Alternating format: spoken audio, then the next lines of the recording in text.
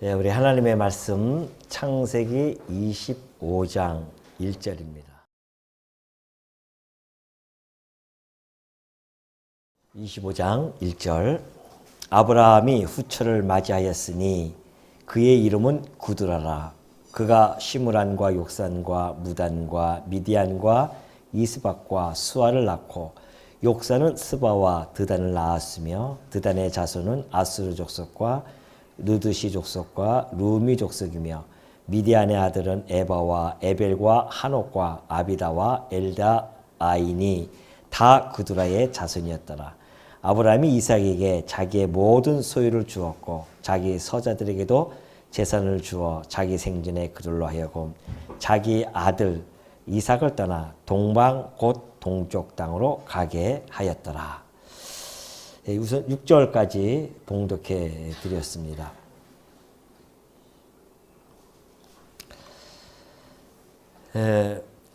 우리 지난 시간에 살펴봤듯이 리브가 있죠. 리브가가 이삭을 만나는 그런 장면을 우리가 살펴봤습니다. 그러니까 이삭의 아내를 아브라함이 그 종을 통해서 맞아들이는 그러한 장면이 있었습니다. 그리고 나서 이제 이삭은 그 어머니를 장례한 후에 위로를 얻었다고 했죠. 아내를 맞이함으로 말미암아 위로를 얻게 되어졌고요. 이제 우리가 25장에 들어가면은 아브라함이 그 이후에 후처를 맞이하게 되어집니다. 그때 당시에 나이가 137세였습니다. 그때에 후처를 맞이해 가지고서는 그의 후처 이름이 구드라죠. 구드라를 통해서 아이들을 낳게 되어집니다. 그리고 아이들 그 족보가 나오죠. 그 족보를 쭉 이야기하면서 아브라함이 이삭에게 자기 모든 소유를 주게 되어집니다. 그 족보에 따라서 그 후처죠. 구드라는 후처인데 그 아들들에게 그 모든 걸 상속하는 것이 아닙니다. 이 상속자는 이삭이었었죠. 그래서 이삭에게 상속해주고 또한 뿐만이 아니라 그들에게도 같이 조금씩 나눠주어서 그곳을 동방 땅으로 가게 해서 이삭이 함께 머무는 그곳에서 떠나도록 그렇게 하게 되어지죠. 이제 아브라함이 죽기 전에 만약에 이 유산을 분배하지 아니하면 반드시 문제가 생길 수 있기 때문에 죽기 전에 후손에게 유산을 분배하게 되어집니다.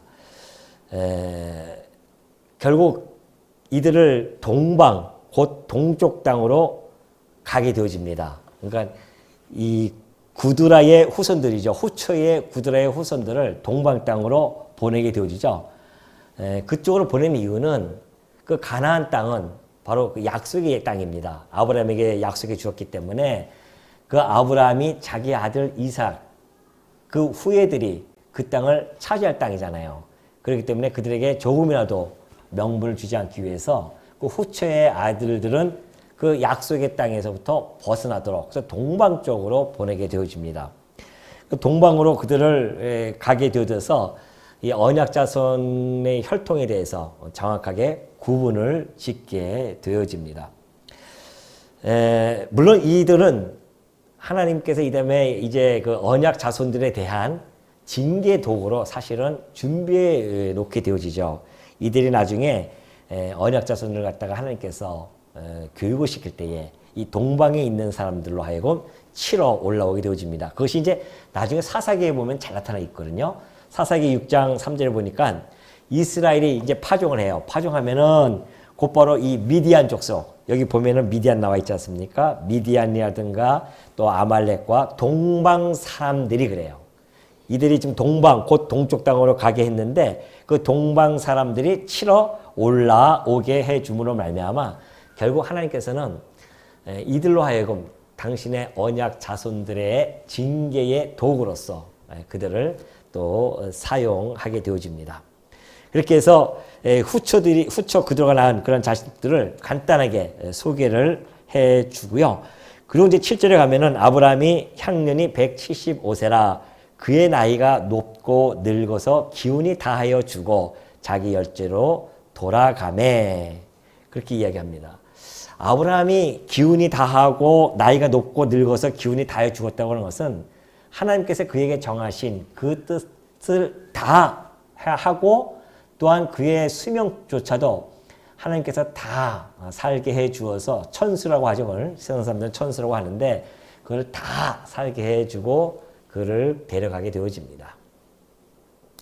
그러나 우리가 눈이 제가 말씀드렸듯이 지난번에도 말씀드렸듯이 이 성경이라고 하는 것이 단순하게 아브라함의 생애라든가 야곱과 이삭의 어떤 생애를 이야기하고자 하는 것이 아니라 하나님이 당신의 존재와 그런 속성 등을 이 역사서를 통하여 우리들에게 증거해 주기 위한 그런 내용이기 때문에 역시 마찬가지입니다. 이 8절의 내용도 그냥 이렇게 봤을 때는 아브라함이 자기가 천수를 다 누리고 그렇게 해서 열조로 돌아갔구나. 참 좋겠다. 이라고 생각할 수도 있지만은 이 8절의 내용은요. 하나님께서 일찍이 아브라함에게 하셨던 그 약속의 말씀이 이루어졌다라는 것을 지금 여기다가 기록한 겁니다. 그러죠? 이 역사서로 하는 것이 지금 하나님이 내가 이 역사를 진행해 가는 자야라는 것을 그래서 우리들로 하여금 유실론적인 역사관을 갖도록 해주기 위해서 이것을 지금 기록하고 우리들로 하여금 읽게 해주기 때문에 그렇다는 이야기죠. 그렇다고 한다면 이 25장 8절의 말씀이 그냥 기록되어진 것 같아도요. 그것이 아니라는 겁니다. 우리는 그 앞에 있는 말씀을 거슬러 올라가 보면 이 말씀을 기록한 목적이 잘 나타나 있습니다. 그것이 바로 창세기 15장 15절의 말씀인데요. 거기 찾아보면요. 이렇게 나와 있습니다. 너는 장수하다가 그래요. 아브라함에게 너는 장수하다가 평안히 조상에게로 돌아가 장사될 것이요. 그렇게 이야기해 주고 있죠. 아브라함에게 일찍이 하나님께서 말씀하시기를 너는 장수할 것이다. 장수 오래 살다가 결국은 평안히 조상에게로 돌아갈 것이야. 그렇게 하나님께서 약속을 해 주었단 말이죠. 그런데 정말 8절에 보니까 그의 나이가 높고 늙어서 기운이 다하였다고 하는 것은 그의 장수, 하나님께서 정하신 그 연수를 다 충족하게 채웠고 평안하게 그가 열조에게로 돌아갔음을 그렇게 이야기해 주고 있죠. 그러니까 여러분 우리가 이제 역사서를 읽어 나갈 때에 우리가 중요하게 이렇게 캐치해야 할 부분이 이런 부분들입니다. 물론 이제 계속 나오겠지만은 하나님께서 아브라함, 이삭, 야곱 그 이스라엘 민족들의 열조에 살아갔던 그 삶의 아름다운 모습들 이런 것들을 지금 기록해서 우리들 하여금 그것을 전해주려고 하는 것이 사실상 궁극적인 목적은 아닙니다. 역사서를 통해서 우리들에게 하나님 살아계시다라는 것과 그리고 하나님이 살아계셔서 당신이 이러한 역사를 진행해 가시는데 그 역사를 진행하기 전에 먼저 작정하시고 예정을 해 주시고 또한 그것을 언약을 해 주십니다. 약속을 해 주죠. 그리고 약속대로 섭리해 가신단 말입니다. 그래서 당신의 존재와 속성에 대한 것들을 당신의 백성들에게 알려주기 위하여 그러한 역사 섭리를 해가고 있거든요. 그래서 지금 계속해서 하나님께서 나라를 세워주겠다. 그럼 나라를 세워지는 과정을 지금 그려지고 있죠. 여기도 마찬가지죠. 아브라함에게 일찍이 너는 장수하여 그리고 평안히 너희 조상에게로 돌아갈 거야. 그 말씀이 지금 25장 8절에서 기록을 해준 거란 말입니다. 그 말씀이. 그러니까 그 하나님께서 아브라함에게 하셨던 그 언약의 말씀이 지금 이루어졌다라는 것으로 우리들에게 증명해 주고 있는 것이죠. 그러니까 우리는 이 말씀을 딱 보면서 아브라함이 어떻게 살았는가에 대한 관심보다는 하나님께서 아브라함에게 하셨던 그 약속의 말씀이 어떻게 지금 진행되어져 가고 있으며 어떻게 성취되어져 가고 있는가에 대한 우리의 집중력을 높여야 된다는 겁니다. 이것이 바로 이 8절의 말씀이 그 말씀이에요. 15절의 말씀이 이루어졌다는 겁니다. 지금 아브라함이 하셨던 그 약속이 그대로 이루어져서 결국 그 조상에게로 돌아가 장사가 되었다. 하나님의 약속의 말씀대로 이루어졌다는 것을 잘 보여지게 되어집니다. 사실 이 나이가 높고 늙어서 기운이 다하여 죽었다고 하는 것은 100발의 나이로 그 연수가 충만하여 만족했다고 하는 히브리 원문에는 그 직역을 하게 되어지면 그렇게 되어져 있습니다. 백발이 이 나이로 그 연수가 충만해가지고서는 만족했다. 하나님께서 그 장수를 충족하게 해 주셨다라는 것이고요. 그러면서 결국은 죽어서 자기 열조에게로 돌아갔다는 이야기죠. 열조라고 하는 것은 곧 언약 계통에 있는 그러한 조상들입니다. 예를 들어서 뭐 아담이라든가 그 다음에 또 아벨이라든가 셋, 노아 그리고 셈 이런 족속들이죠. 언약 계통에 있는 그들에게로 다시 돌아갔다라는 것으로 지금 이야기해주고 있죠. 뭐 하나님께서 아브라함도 마찬가지입니다. 아브라함이 지금 175세에 죽게 되어지고요. 사라도 마찬가지였죠. 사라도 227세에 그렇게 죽게 되어지는데 우리가 태어나서 죽을 때까지 하나님께서는 당신의 정하신 뜻과 목적을 이룰 때까지 우리를 사실 살려주십니다. 그러니까 그 목적을 이루게 되어지면은 하나님께서 반드시 그 생명을 걷어 가시게 되어지는데 이것이 바로 하나님께서 모든 시간과 그리고 공간을 다 당신의 장중에 두고 장악하시고 섭리해 가신다는 것을 잘 보여주는 대목들입니다. 그러니까 여러분들이 이미 태어나실 때 아브라함처럼 연수가 다 정해져 있습니다. 그 연수에 따라서 하나님께서 목적을 다 이루시면 아브라함도 지금 목적을 다 이뤘거든요. 그러니까 하나님께서 그 데려가시듯이 우리도 역시 마찬가지죠.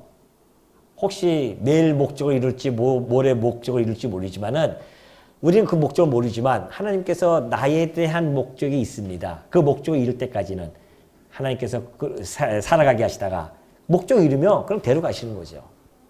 그러한 우리의 사후관이 있기 때문에 우리가 이 땅에 살아가면서 그렇게 생명에 대해서 연연해하고 내가 더 오래 살아야겠다 이것 때문에 막 몸부림치고 그럴 이유는 하등에 전혀 없다.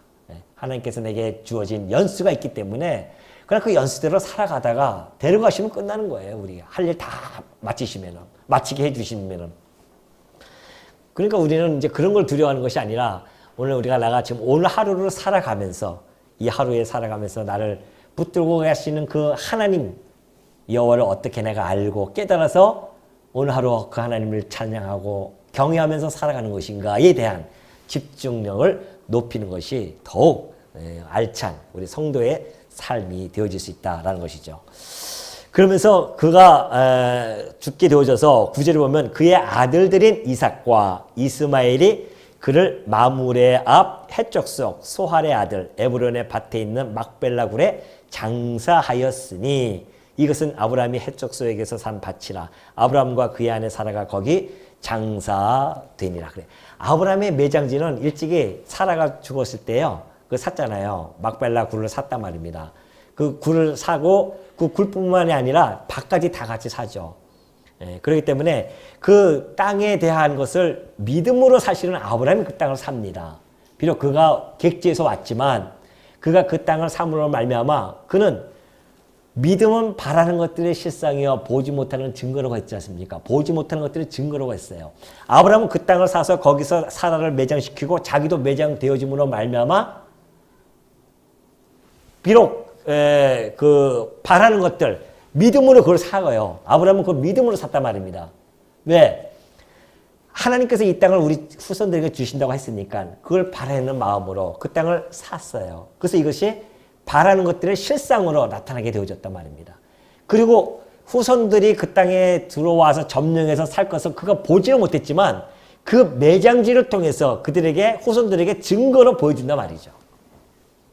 그러니까 이 아브라함의 이 믿음이라고 하는 것이 그런 것입니다. 그래서 히브리서 맨 처음에 이야기할 때 그러지 않습니까? 믿음은 바라는 것들의 실상이요 보지 못하는 것들의 증거였다. 라고 하면서 그 믿음의 조상들을 쫙 이야기하면서 아브라함이 이 믿음에 대해서 이야기할 때도 그런 맥락 속에서 지금 이야기가 되어진 것이죠. 그러니까 아브라함이 이 매장지 사는 것도 그런 믿음 속에서 산 겁니다. 믿음은 바라는 것들의 실상이고 보지 못하는 증거이기 때문에 이 매장지가 곧 우리 후손들에게 실상으로 또는 증거로 나타나게 되어질 것이다. 그러면서 그 땅을 샀었고요. 사라가 매장했었고 사라를 아브라함도 결국은 그곳에 매장을 하게 되어집니다.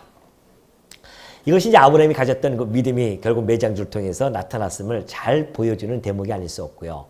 그리고 11절 보니까 아브라함이 죽은 후에 하나님이 그의 아들 이삭에게 복을 주셨고 이삭은 부엘라호레이 근처에 거주하였더라. 그렇죠? 복이라고 하는 것이 하나님께서 이제 계승해 줍니다. 아브라함이 주었던 그 복, 복의 근원이 되어질 것이야 했던 그 복이 그의 약속의 자녀인 이삭에게 그대로 계승이 되어집니다. 그래서 이삭에게 복을 주었다라는 내용으로 11절이 마무리되어집니다. 자, 그리고 이제 12절부터 보면은 12절부터 18절까지의 이스마엘의 후예와 그 이름들이 또 나타나게 되어집니다. 사라의 여종 애굽인 하갈이 아브라함에게 낳은 아들 이스마엘의 족보는 이러하고 이스마엘의 아들들의 이름은 그 이름과 그 세대대로 이와 같으니라. 이스마엘의 장자는 느바요시요 그 다음은 게달과 압브렐과 미삽과 미스마와 두마, 마사, 하닷, 데마, 여둘, 라비스와 게드마니 이들은 이스마엘의 아들들이요 그 촌과 부락대로 된 이름이며 그 족속대로는 12 지도자이었더라. 그래요. 자, 제가 하나하나 이름을 불러드리는 이유는 쉬어보자는 거죠. 딱 쉬어봤더니만 거기 12 지도자 이름이 그대로 있게 되어집니다. 자, 제가 지난번에 말씀드렸지만 우리가 이 하나님께서 역사서를 읽게 하신 것은 우리로 하여금 올바른 역사관을 정립시켜주는 그런 과정이란 말이죠. 하나님께서 지금 역사를 진행해 가시는데 많은 사람들은 아까 얘기했듯이 뭐 아브라함이나 이삭이나 그러한 뭐 야곱의 어떤 생애에 중점을 두고 설교를 해 갈 수도 있습니다. 그러나 저는 그쪽으로 물론 그것도 제가 말씀드리지만 그러나 거기에 더 마음을 두지 아니하고 저는 늘 이런 구절들이 제 머릿속에는 싹싹 들어오거든요. 아까 얘기했듯이 8절에 있는 말씀 아브라함이 죽어 자기 열직으로 돌아갔다. 자기 나이가 높고 늙어서 기운이 다하여 곧 하나님께서 약속했던 대로 그대로 이루어졌다는 것. 또 하나는 지금 이 이스마엘의 족보도 마찬가지입니다. 이스마엘 족보도요.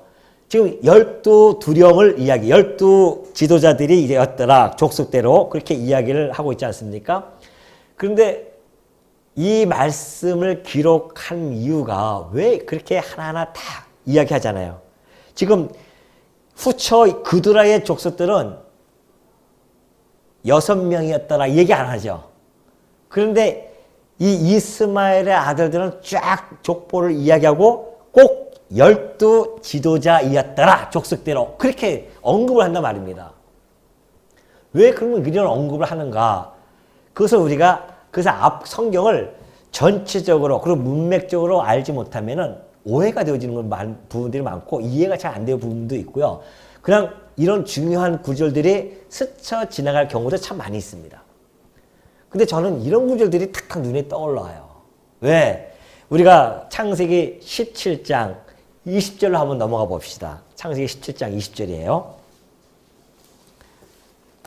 창세기 17장 20절 보면 우리 한번 다 같이 한번 읽어볼까요? 자, 시작.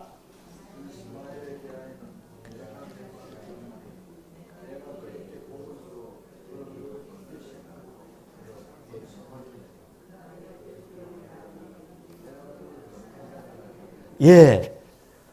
지금 창세기 17장 20절에 이스마엘을 통하여서 하나님께서 지금 약속의 말씀해 주셨는데 내가 그를 크게 생육하고 번성하게 해서 12두령을 낳아서 큰 나라를 이루게 해줄 거야. 약속을 해줬단 말입니다. 근데 그 약속의 말씀이 지금 25장 16절에 그대로 성취가 되어졌다라고 그렇게 기록을 해주고 있죠.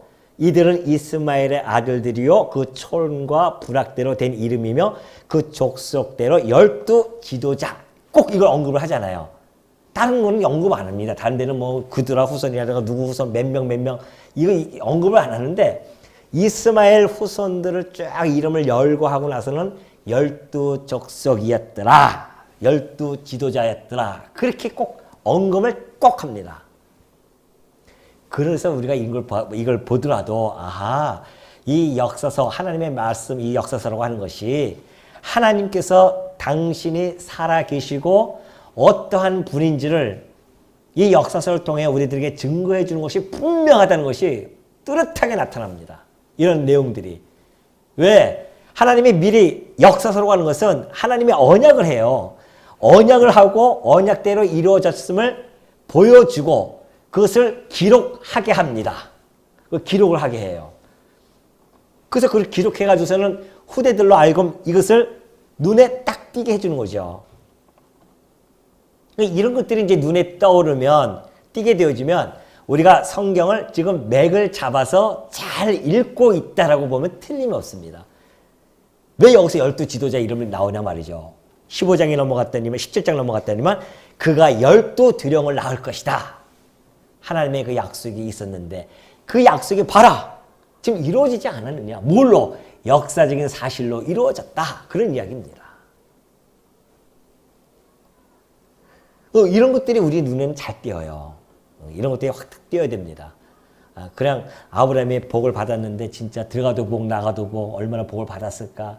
그런 것에 우리가 관심이 있는 것이 아니라 하나님의 약속이 지금 어떻게 이루어져 가고 있는가에 대한 그 초점을 가지고 우리가 읽다 보니까 이런 부분들이 눈에 띌 수밖에 없는 거죠.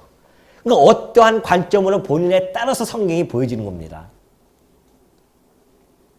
많은 사람들은 이 창세기를 읽을 때는 아브라함과 이삭과 야곱이 받았던 그 복의 개념 속에 빠져 있기 때문에 설교가 그쪽으로 빠져나갈 수밖에 없죠.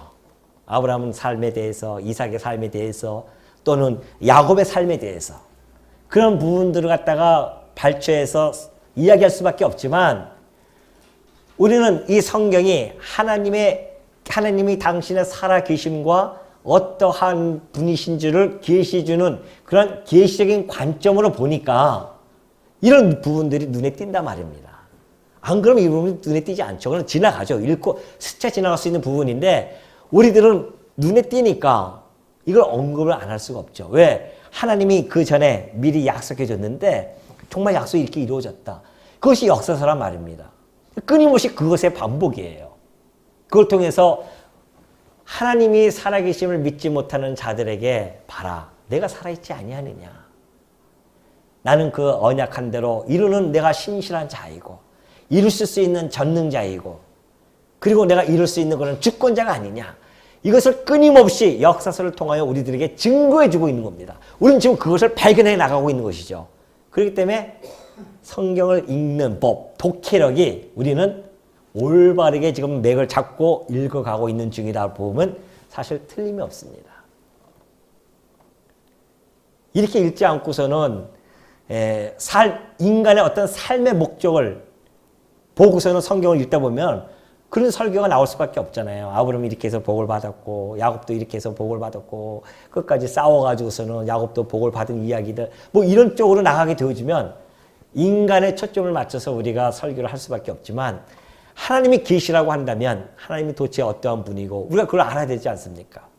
그래서 그분이 마침내 당신의 언약하신 대로 그의 약속의 시 곧 예수 그리스도 메시아를 이 땅에 보내셔서 우리를 구원해 준다고 하는 이 놀라운 사건에 대해서 우리가 믿을 수가 있는 것이고 그래서 하나님 아버지의 이름의 영광이 드러나고 그로 말미암아 우리들은 그 아버지의 성호를 찬송하면서 영원토록 할렐루야를 부를 수 있는 것 이것을 하나님께서 우리들에게 마침내 자아내게 하시려고 이런 역사서를 기록하고 읽게 해주신다는 것이죠.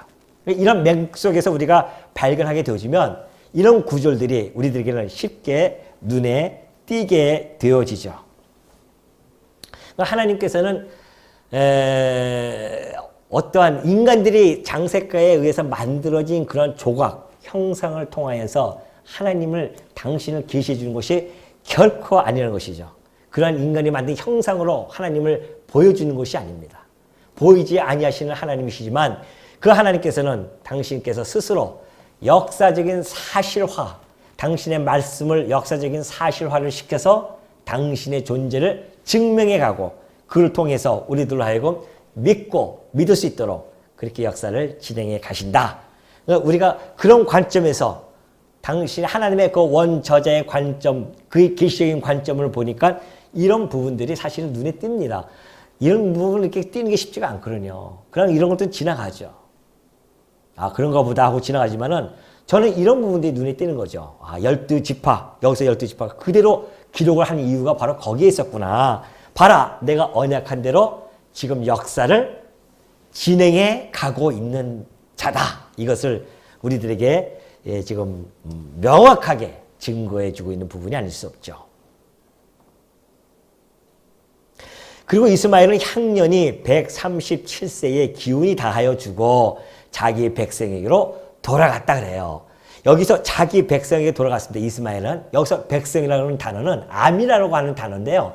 이 백성과 그리고 8절에 있는 이 아브라함이 자기 열조, 그 열조는 열조와 백성은 같은 단어예요. 똑같은 암인데 여기서 해석을 할 때는 열조라고 이해했고 여기는 백성이라고만 해석이 이렇게 바뀌게 되어집니다.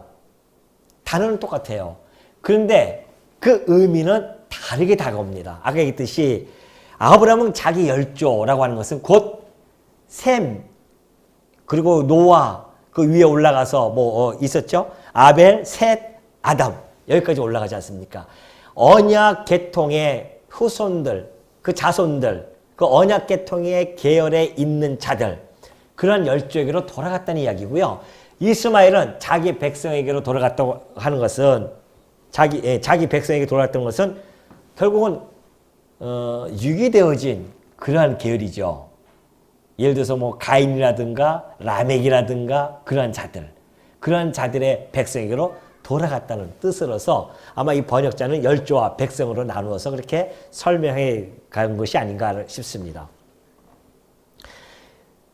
결국 그 이스마엘도 향년이 되어서 하나님의 뜻에 따라서 자기의 몫을 다하고 자기 백성에게로 돌아가게 되어집니다.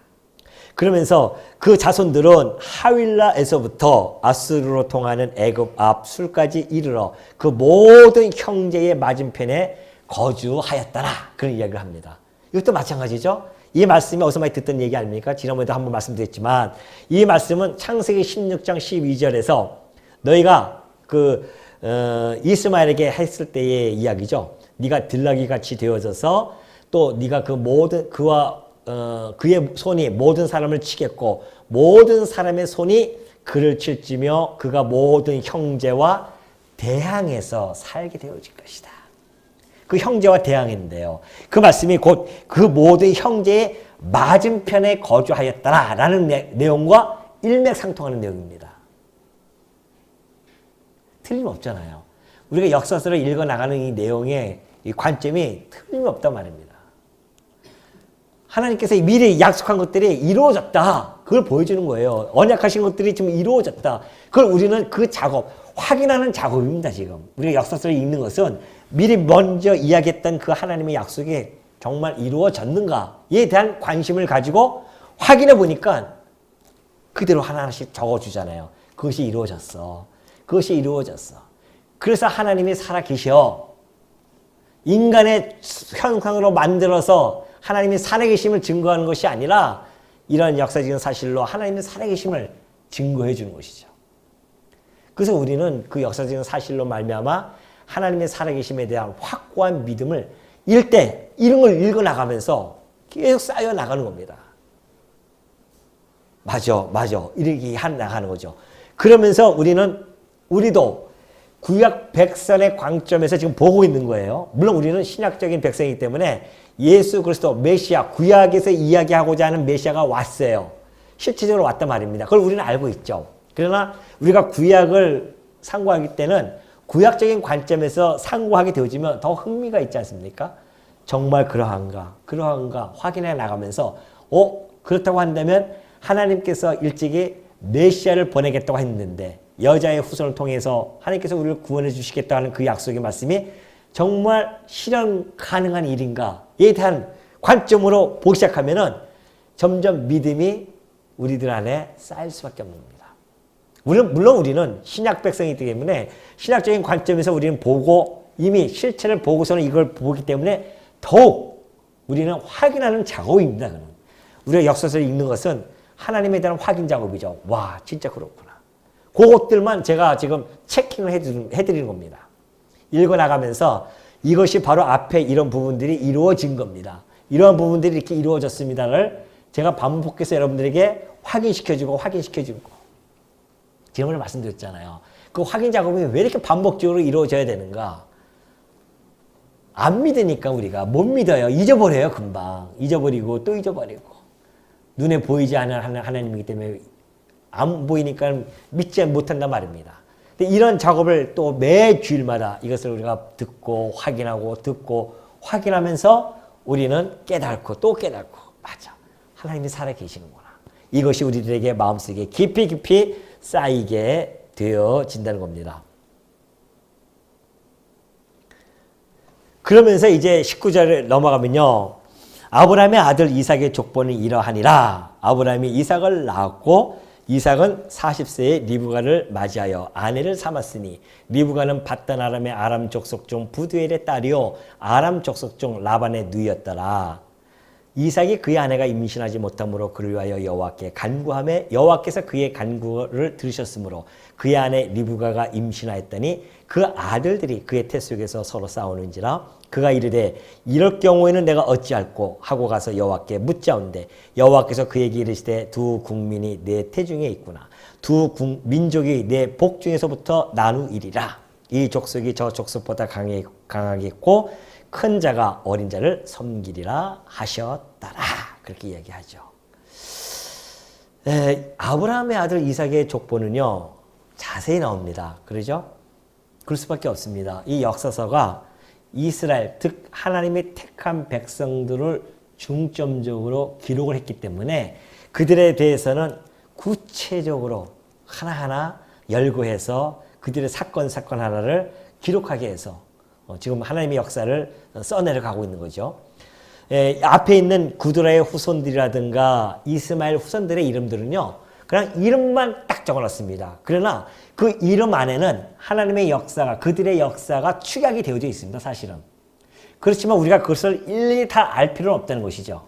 그들의 역사도 하나님께서 진행해 가시지만은 그들은 그냥 이름만으로도 그 안에 역사가 하나님이 진행해 가심을 잘 보여주고 있고요. 특히 이 이스라엘 역사 하나님께서 특별하게 선택을 해서 하나님을 당신을 계시하기 위한 그런 역사를 써내려 갈 때는 구체적으로 언약 자손들에 대한 이런 부분들을 하나하나 지금 기록을 해주고 있는 부분입니다. 그래서 우리는 그 이스라엘 역사를 중심으로 해서 지금 바라보고 있는 것이고 그 역사 이스라엘 역사를 기점으로 해서 우리가 해석의 틀을 갖게 되어지고 우리나라 전 세계 역사 그리고 나의 역사도 해석의 틀로 해석해 나갈 수 있다는 것을 다시 한번 드리게 되어집니다. 자, 그리고 나서는 이제 리브가가 셈의 혈통이라는 것을 밝혀주고 나서요. 이삭이 그의 아내가 임신하지 못합니다. 어느 정도 임신하지 못했냐면요. 20년의 세월이 흐릅니다. 지금 이삭이 40세에 결혼을 했는데 60세가 되도록 아이를 낳지 못했어요. 참 희한하지 않습니까? 그드라의 후처들이라든가 이스마엘 자손들은요. 그러나 자손들이 그렇게 잘 번성이 되어집니다. 그런데 이상하게도 이 약속의 자녀 아브람도 그렇고 이삭도 그렇고요. 꼭 이렇게 힘들게 아이를 낳아요. 물론 야곱 때는 이제 12명이 나와서 하나님께서 본격적으로 생육번성 시켜 나가는데요. 근데 이삭까지도 그렇게 하나님께서 20년 동안 아이를 주지 않습니다. 그래서 꼭 기도를 하게 해요. 기도해서 그 기도의 응답으로 아이를 갖게 합니다. 이걸 보더라도 하나님께서는 지금 언약 자손들에게 주고자 하는 메시지가 있는 거죠. 내가 아브라함을 불러서 생육하고 번성하는데 하늘의 별처럼 바닷가의 모래처럼 내가 해주겠다고 약속했다. 근데 그 약속은 반드시 내가 약속했기 때문에 내가 이루어 갈 거야 라는 것으로 그들에게 끊임없이 지금 증거를 해주고 있거든요. 그래서 아브라함이 불가능한 상태에서 아기를 갖게 했고 그래서 이것이 어떤 자연적인 결실이 아니라 바로 하나님의 은혜의 은총에 의해서 약속에 의해서 이루어진 거야. 이걸 언약 자손들에게는 좀 계시해 줘야 되지 않습니까? 그걸 깨달아 알고 그를 경외해야 되기 때문에. 그러니 이삭도 마찬가지입니다. 이삭도 20년 동안 안 줘요. 그래서 결국은 하나님께 기도함으로 응답으로 주신단 말이죠. 그래서 그것으로 봐봐. 언약 자손은 네가 자손 갖는 것은 이사가 네가 야곱과 에서를 갖는 것은 자연적인 너희 그 이복 형제들처럼 자연적인 결실로 알고 그렇게 그들이 생육하고 번성하지만 그게 아니라는 겁니다. 이것이 바로 하나님의 약속에 의해서 은혜의 은총을 통하여서 지금 너희들에게 생육하고 번성케 하는 거야. 곧 하나님이 약속하고 하나님이 생육하고 번성케 하시는 거야. 그런 이야기거든요. 그런 메시지가 지금 있는 거죠. 그래서 20년 동안 아이를 안 준 겁니다. 여러분 이거는요. 나중에 어디 가서 절정을 이루냐면은 애굽에 들어가서 그래. 애굽에서 점점 번성하니까 애굽 사람들이요. 안 되겠다 싶어가지고서는 이들에게 아이를 못 낳도록 그렇게 심한 중노동을 시킵니다. 그럼에도 불구하고 생육이 중단하기 시작합니다. 인간이 아무리 그렇게 생육 번성을 애굽 사람들이 막으려고 그렇게 했어요. 근데 그 성경 구절도 그렇게 적혀 있습니다. 학대를 받을수록 그래요. 학대를 받을수록 더욱 번성하여 퍼져가니라 그렇게 이야기해요. 그걸 지금 보여주고 싶은 거예요. 언약 자손들에게 내가 언약했는데 그 언약이 나로 말미암아 이루어졌음을 그들로 하여금 알게 하시는 거죠. 하나님의 택하지 아니한 백성들은 알 필요가 없는 겁니다. 그렇지만은 하나님이 언약 자손들에게 약속한 것은 하나님이 이루어 가신다. 그래서 꼭 그것을 기억하게 한단 말입니다. 애국 사람들이 막 못 낳게 아이를 그렇게 해도 하나님께서 그 학대 속에서도 그들이 생육하고 번성하여 중다하더라. 그런 것들을 꼭 기록하게 하는 것은 봐라. 이 언약 자손들을 내가 약속한 대로 그렇게 번성시켜 나가는 것이다. 그래서 궁극적으로 내가 나라를 세워준다고 약속했기 때문에 반드시 그 나라가 세워질 거야. 이것을 메시지를 지금 전달해 주는 거란 말입니다. 왜요? 그래야 내가 너희들이 만든 이방 신들처럼 그들의 장사에 의해 만든 신 같은 눈에 만들어진 신이 아니라 보이지 않지만 내가 역사를 주관해가고 모든 만물을 창조하셨고 모든 만사를 섭리해 가시는 살아계신 여호와야. 이것을 계시해 주기 위해서. 왜 계시합니까? 그래서 그를 깨닫고 하나님을 경외하고 하나님을 찬송케 하려는 것이죠. 그런 목적으로 역사서를 기록하니까 이런 부분들이 눈에 띄는 겁니다. 우리에게. 자, 그렇게 해서 이제 결국은 이삭이 그의 아내가 임신하지 못했지만은 여호와께 간구를 들으셨으므로 그의 아내 리브가가 임신하였더니 그 아들들이 그의 태 속에서 서로 싸우는지라 그가 이르되 이럴 경우에는 내가 어찌할꼬 하고 가서 여호와께 묻습니다. 자, 리브가가 보니까 막 둘이서 싸웁니다. 잉태가 되어졌는데 20년 만에 잉태가 되어졌는데 뱃속에서 둘이 얼마나 잘 붙어서 이렇게 하면 얼마나 좋습니까? 싸우는 거예요. 걱정이 있죠. 그때 하나님께서 하시는 말씀이 작은 자가 어린 자를 섬기게 되어질 거야. 너희가 쌍태가 있는데 작은 자가 어린 자를 섬기게 되어질 것이야. 하나님의 섭리는 꼭 그런 방식입니다. 작은 자가 큰 자를 섬기는 것은 당연하다고 볼 수 있잖아요. 근데 꼭 큰 자가 작은 자를 섬기게 합니다. 그러니까 하나님의 이 하시는 섭리 방식은 우리 인간이 생각하는 것과 거리가 멀어요. 그래서 하나님이 하시는 것을 우리가 헤아릴 수 없다는 것이죠. 왜냐하면 인간들이 가지고 있는 사고방식에 의해서 체계대로 이루어진다고 한다면 당연한 것이지 라고 생각할 수가 있습니다. 그런데 이런 걸 통해서 이 당연한 게 아니고 하나님이 하시는 일은 우리와 생각이 동에서 서처럼 먼 것처럼 그렇게 하나님이 일을 해 나가시는구나. 이걸 깨달을 수가 있다는 것이죠. 그래서 큰 자가 작은 자를 섬기게 되어질 것이다 라고 그렇게 이야기를 하게 되어집니다.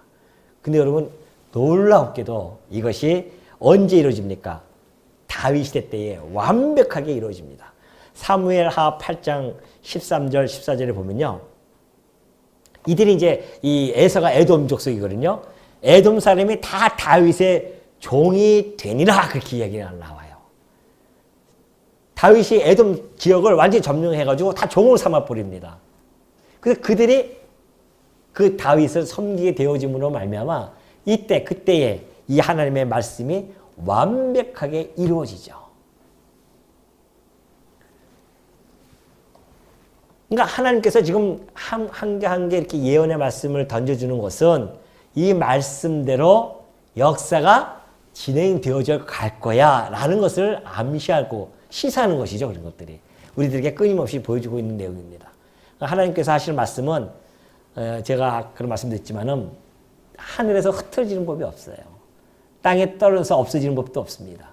하나님의 말씀은 살아 운동력이 있기 때문에 반드시 역사적인 사실로 드러나게 되어 있습니다.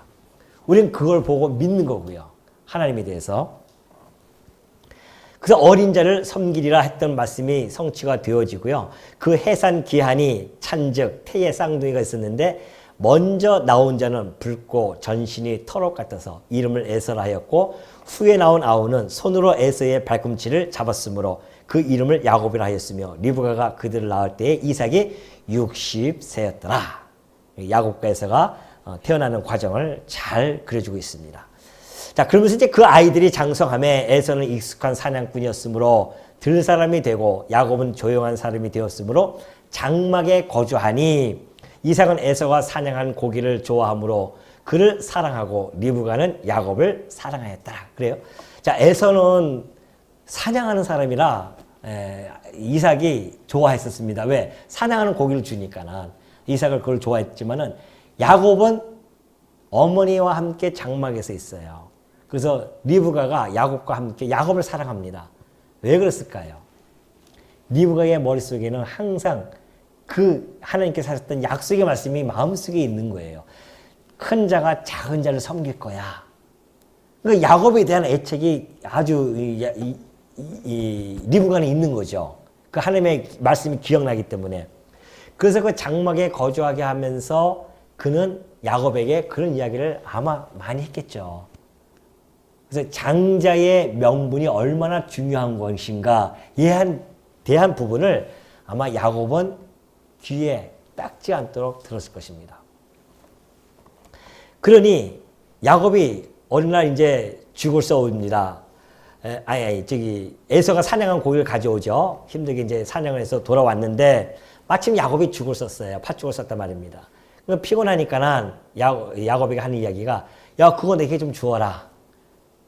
그러니까는 그래서 에서의 별명이 이제 에돔이라 그런 이야기입니다. 그래서 에돔 족속 그렇게 이야기하는 거죠. 그러니까 야곱이 그러면 형님 당신의 장자의 명분을 내게 팔라. 그럼 내가 팥죽 주겠다. 이 에서는 들여나가서 사냥을 했기 때문에 장자의 명분의 중요성을 알지를 못하는 거예요. 야곱은 어머니한테 계속 교육을 받았었고요. 그러니까는 팥죽 그럼 장자의 명분에 소홀해가지고서는 알았다 내가 줄게 하면서 그 장자의 명분을 팥죽 하나로 바꾼단 말입니다. 이거 얼마나 중요한 건데요. 그래서 결국은 야곱이 팥죽으로 장자의 명분을 사게 되어주고요. 에서는 장자의 명분을 가볍게 여기고 그것을 팔게 되어집니다. 자, 우리는 어떻게 보면은 이 사건을 보면서 이게 장자의 팥죽을 팔고 장자의 명분을 팔았기 때문에 에서가 결국은 그 상속을 받지 못하고 그가 장자의 명분을 잃어버리게 되어지는 그런 걸로 우리가 착각할 수도 있습니다. 그러나 눈여겨봐야 할 것은 그들이 태어나기도 전에 하나님께서 그들에게 하신 약속의 예언의 말씀이 있단 말입니다. 큰 자가 작은 자를 섬겨요. 그렇다고 한다면은 장자의 명분은 어떻게 됩니까? 당연히 야곱에게 가야 돼요. 예언의 말씀대로. 그럼 그걸 가기 위해서 에서는 장자의 명분을 소홀히 여기고 그것을 팔 수밖에 없게 되어집니다. 그래서 그 에서는 장자의 명분을 팔아버린 거예요. 그러니까 장자의 명분을 팔았기 때문에 에서가 상속자가 못 된 게 아니라 애당초 하나님께서는 야곱을 상속자로 삼았기 때문에 약속을 계승할 자로 삼았기 때문에 장자가 자기의 장자의 명분을 팔게 되어진 것이죠. 우리는 역사를 거꾸로 읽으면 안 됩니다. 역사가 항상 그렇게 이 역사서는 그렇게 진행되어져 가고 있어요. 하나님의 약속이 선포되어지면 그 약속에 의해서 역사가 진행되어져 간다. 이것을 꼭 명심하시기 바랍니다. 그걸 잊지 않으시면 이 창세기뿐만이 아니라 역사서를 읽어나갈 때에 그런 관점으로 보면은 쉽게 우리가 이 하나님의 역사의 흐름, 역사를 섭리해 가는 그 맥을 잡을 수 있게 되어집니다. 그래서 나중에 히브리서 기자는 그런 이야기 하지 않습니까? 이 에서의 경솔함을 후대의 교훈이 되어집니다. 어디에 교훈이 되어지냐면 히브리서 12장 6절, 16절 보면 한 그릇 음식을 위하여 장제의 명분을 판 에서와 같이 망령된 자가 되지 말라고 합니다. 장제의 명분을 파는 것은 상속을 잃어버린 거예요. 나중에 얼마나 웁니까, 가가지고서는. 후회한테 상관이 없어요. 어쩔 수가 없었단 말입니다. 그것처럼 너희들에게 주었던 그 천국의 상속을 너희들이 그거 갖다가 소홀히 여기지 말라. 그것으로 히브리서 기자는 빗대어서 이야기를 해줍니다. 오늘 우리가 이 땅에 살아가면서 천국의 소유를 상속을 받았다고 하는 것이 이 땅에 그 팥죽은 뭡니까? 팥죽이 치사하게. 이 땅에 그 어떠한 것도 바꿀 수 없는 그 상속을 우리가 받았단 말입니다. 그것보다 더 귀한 것이 있겠습니까? 아무것도 없죠. 우리는 그 천국의 상속권을 받은 자였기 때문에 그것을 소홀히 여기면 안 된다는 것이죠. 이 에서처럼 소홀히 여기면 그것을 잊어버릴 수가 있는 것이죠. 그렇기 때문에 우리가 항상 이 천국의 소유권 우리에게 주었던 것처럼 이것을 우리가 간직하고 그것이 최고의 가치로움이며 최고의 소중한 것이라고 생각한다고 한다면 이 땅에 그 어떠한 것이 우리 외에 그것보다 더 가치로운 것이 무엇이 있겠습니까? 어떤 것을 여러분이 선택하러 가면 무엇을 선택할 수 있겠어요? 그 가치로움에 자동적으로 손이 갈 수밖에 없습니다. 인간의 본능이 그래요. 이것보다 이것이 가치로우면 글로 마음이 쏘이게 되어져 있습니다. 그렇다고 한다면 이 세상의 그 어떠한 것보다도 최고의 가치로움이 있는 그 영원한 천국의 상속권, 거기에 우리의 마음이 쏠릴 수밖에 없고 그걸 통해서 우리가 그걸 바라보면서 살아갈 수밖에 없다는 것 꼭 마음속에 간직해 주시기를 당부드립니다.